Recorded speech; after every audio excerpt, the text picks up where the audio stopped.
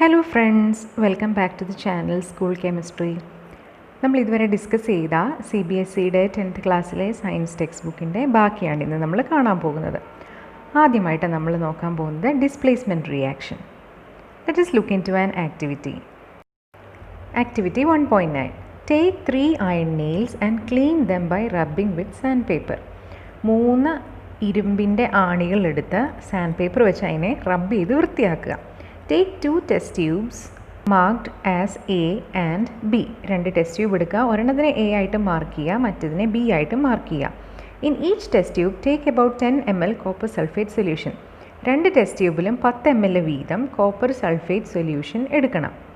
Tie 2 iron nails with a thread and immerse them carefully in the copper sulfate solution in test tube B for about 20 minutes.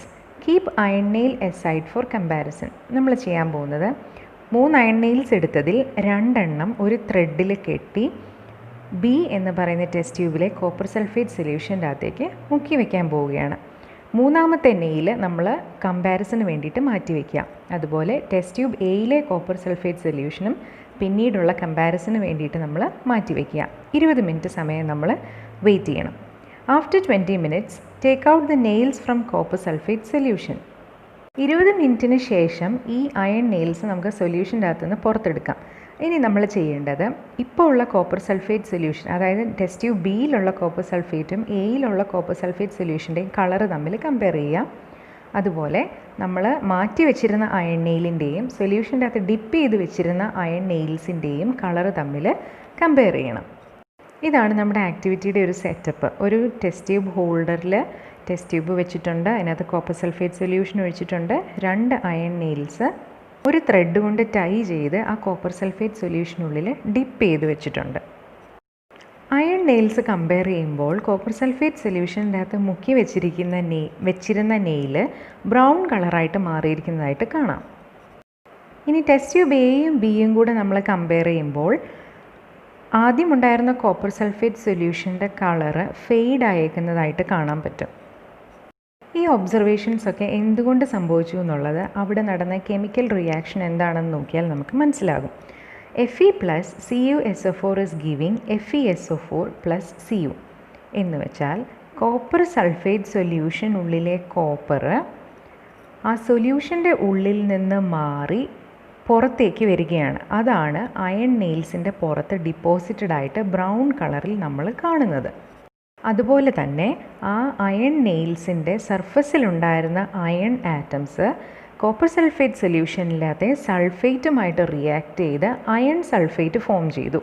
അപ്പോൾ ഇപ്പോൾ സൊല്യൂഷനിൽ copper സൾഫേറ്റിൻ്റെ അളവ് കുറഞ്ഞു, അതുകൊണ്ടാണ് സൊല്യൂഷൻ്റെ colour ഫെയ്ഡായത്. അപ്പോൾ ഈ റിയാക്ഷനിൽ എന്ത് സംഭവിച്ചു എന്ന് നമുക്ക് പറയാം. കോപ്പർ സൾഫേറ്റിനുള്ളിലെ കോപ്പറിനെ അയൺ ഡിസ്പ്ലേസ് ചെയ്തു എന്ന് പറയാം. So this is an example of displacement reaction. What is A displacement reaction? Displacement reaction is a chemical reaction in which a more reactive element displaces a less reactive element from its compound. നമ്മുടെ എക്സാമ്പിളിൽ iron ആണ് more reactive.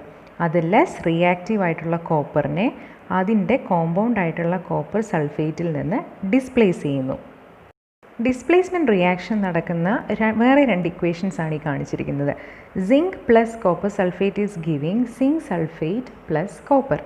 മുമ്പേ നടന്ന ഒരു similar റിയാക്ഷനാണിത്. Copper sulphate എന്ന് പറയുന്ന കോമ്പൗണ്ടിൽ നിന്ന് കോപ്പറിനേക്കാളും കൂടുതൽ റിയാക്റ്റീവ് ആയിട്ടുള്ള സിങ്ക് കോപ്പറിനെ ഡിസ്പ്ലേസ് ചെയ്ത് അതിൻ്റെ പൊസിഷനിൽ കയറി ഇരിക്കുന്നു. എന്നിട്ട് സിങ്ക് സൾഫേറ്റ് ആയിട്ട് മാറുന്നു.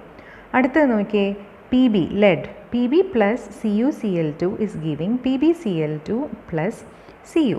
കോപ്പറിനേക്കാളും കൂടുതൽ റിയാക്റ്റീവ് ആയിട്ടുള്ള ലെഡ് കോപ്പറിനെ അതിൻ്റെ കോമ്പൗണ്ടിൽ നിന്ന് ഡിസ്പ്ലേസ് ചെയ്തിട്ട് അവിടെ കയറിയിരിക്കുക. എന്നിട്ട് ലെഡ് ക്ലോറൈഡ് ഫോം ചെയ്തു. കോപ്പറിനെ സോളിഡായിട്ട് ആ കോമ്പൗണ്ടിൽ നിന്ന് സെപ്പറേറ്റ് ചെയ്തു. ഈ റിയാക്ഷൻസിൽ നിന്ന് നമുക്ക് എന്ത് മനസ്സിലാക്കാം? സിങ്കും ലെഡും കോപ്പറിനേക്കാൾ മോർ റിയാക്റ്റീവ് ആണ്. ടൈപ്സ് ഓഫ് റിയാക്ഷനിൽ നമ്മൾ പഠിക്കുന്ന 4ാമത്തെ റിയാക്ഷനാണ് double displacement reaction.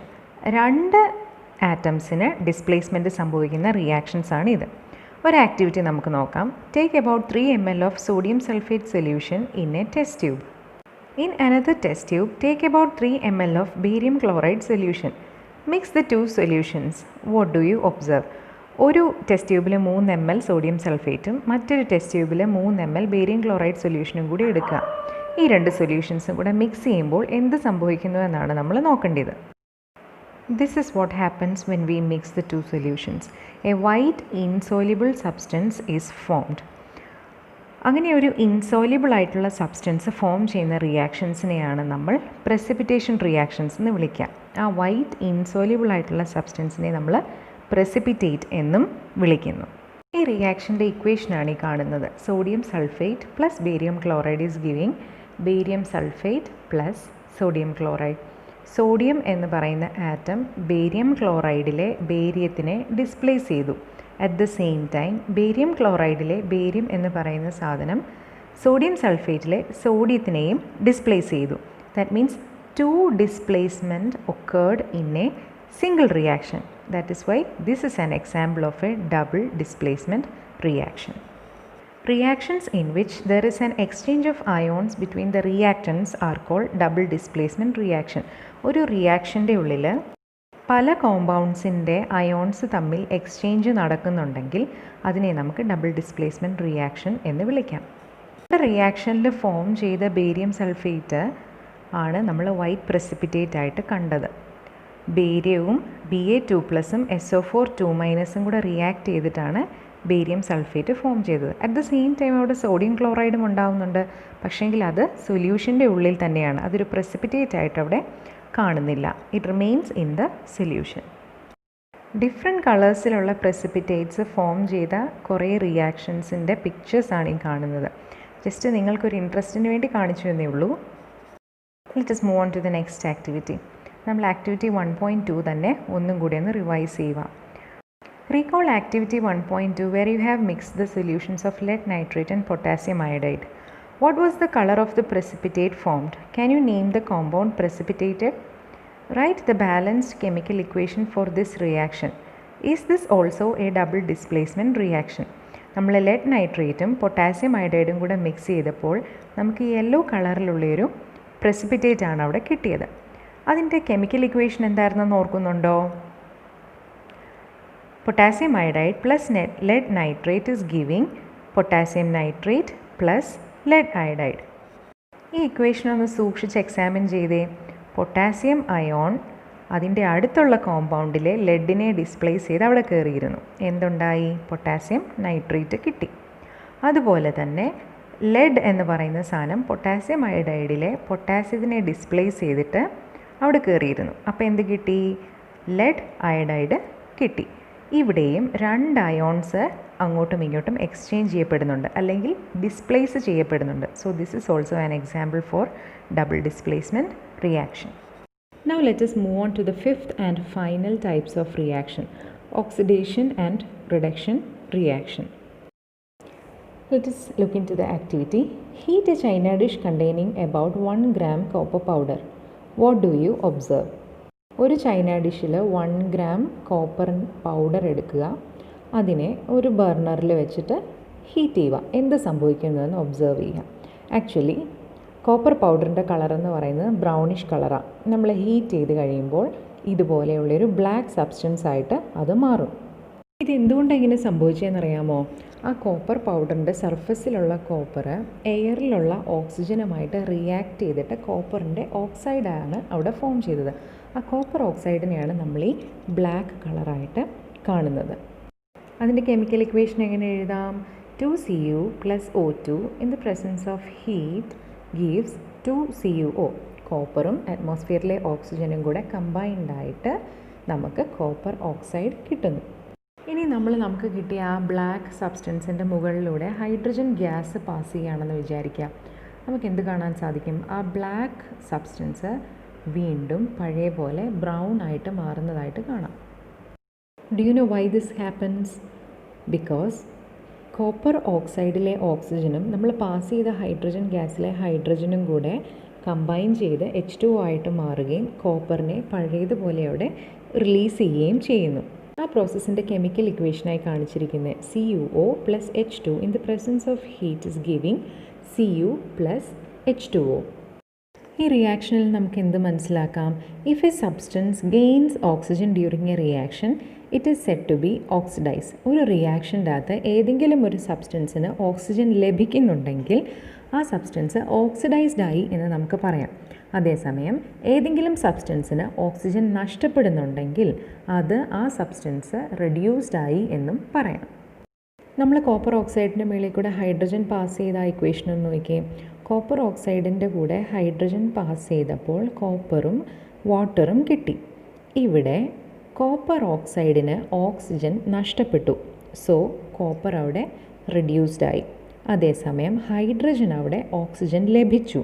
So hydrogen അവിടെ ഓക്സിഡേറ്റഡ് ആയി.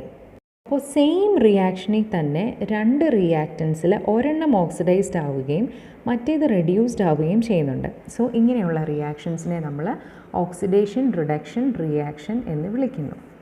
അല്ലെങ്കിൽ റിഡക്ഷൻ്റെ REDയും ഓക്സിഡേഷൻ്റെ OXും കൂടെ ചേർത്ത് ഈ റിയാക്ഷനെ റിഡോക്സ് റിയാക്ഷൻ എന്ന് വിളിക്കുന്നു. റിഡോക്സ് റിയാക്ഷൻ്റെ മറ്റ് രണ്ട് എക്സാമ്പിളാണ് ഈ കൊടുത്തിരിക്കുന്നത്. Zinc oxide plus carbon is giving zinc plus carbon monoxide. ഇവിടെ നോക്കിയേ, സിങ്ക് ഓക്സൈഡിന് ഓക്സിജനെ നഷ്ടപ്പെട്ട് സിങ്ക് ആയിട്ട് മാറുകയാണ്. So zinc is reduced. Carbon ഓക്സിജനെ ഗെയിൻ ചെയ്യുകയാണ്. So carbon is oxidised. Second equation നോക്കിക്കേ, MnO2 plus 4HCl is giving MnCl2 plus 2H2O plus Cl2. ഇവിടെ മാംഗനീസിന് ഓക്സിജനെ നഷ്ടപ്പെട്ടു. So manganese is getting reduced.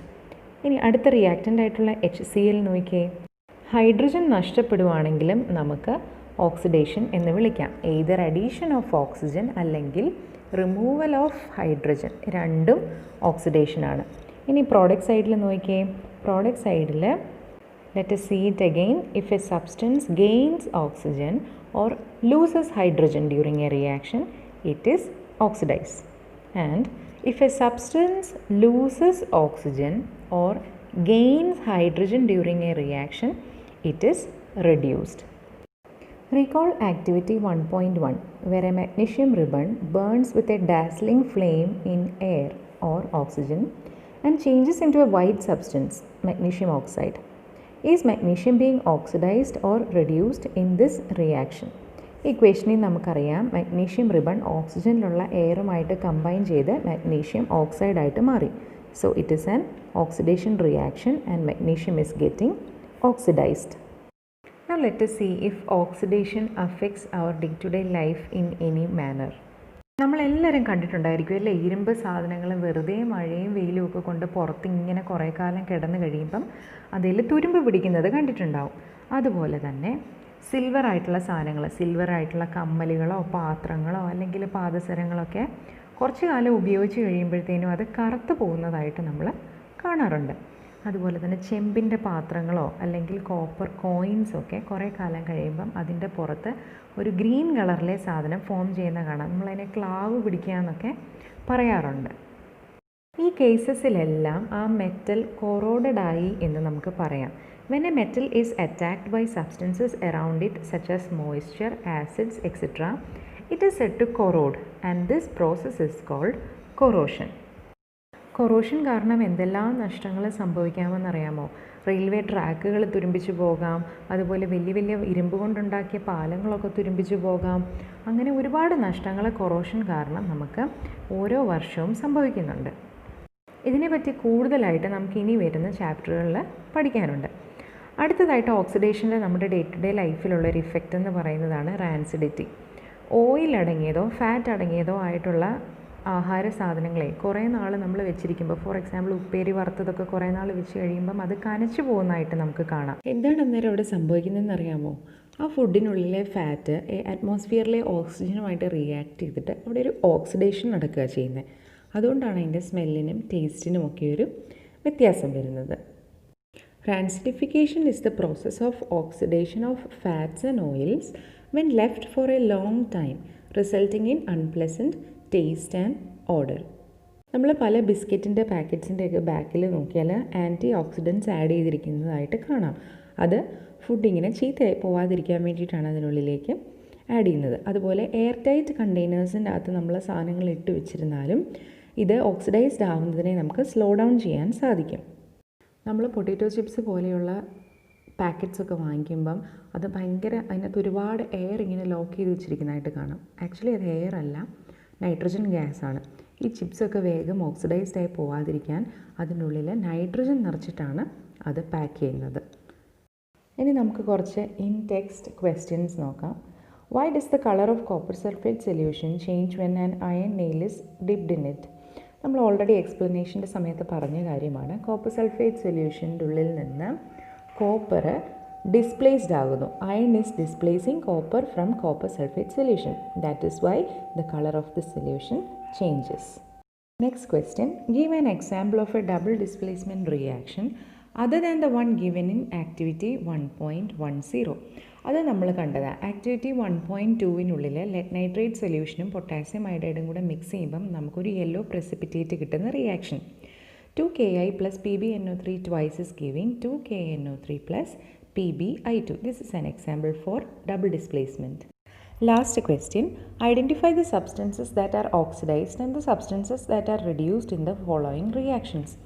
First one, 4Na plus O2 is giving 2Na2O.